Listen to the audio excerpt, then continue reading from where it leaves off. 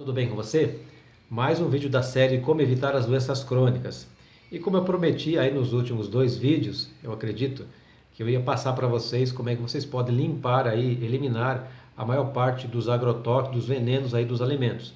Então essa é uma dica para aqueles que não têm acesso aí aos alimentos orgânicos, que são muito mais saudáveis, mas se você vai no mercado e na feira e comprou aquele alimento que possivelmente existe ali os venenos agrotóxicos, você deve usar, isso aqui é uma sugestão muito interessante, a tintura de iodo 2%. Você pode comprar pela internet ou nas farmácias e vende em pequena quantidade. Eu uso isso aqui direto para lavar alguns alimentos e é uma sugestão. Você deve fazer o seguinte: 5 ml da tintura de iodo em 1 litro de água.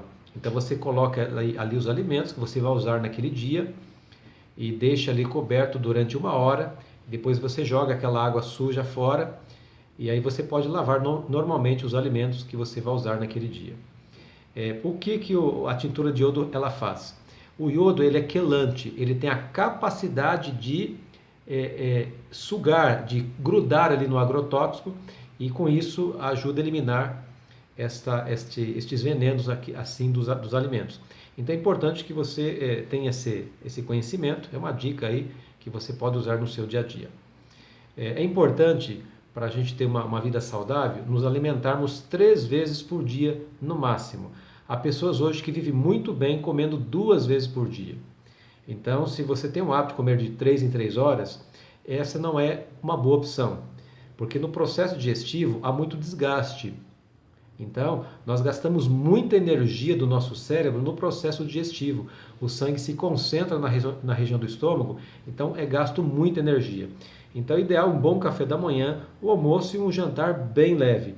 Há pessoas que se alimentam bem de manhã e o almoço e à noite praticamente não comem nada.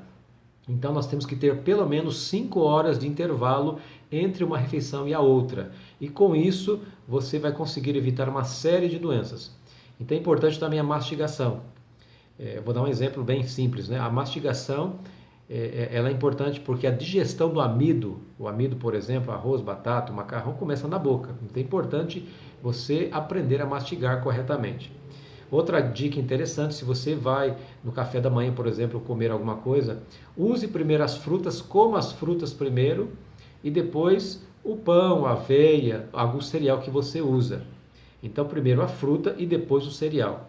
Na hora do almoço, a mesma coisa. Então, se você tiver o hábito de ter aquela boa salada, interessante que o ideal é ter 50% pelo menos de alimentos crus e os outros 50% pode ser alimento cozido, no mínimo, né? Então, você pode comer primeiro o alimento frio, a salada, depois o alimento quente.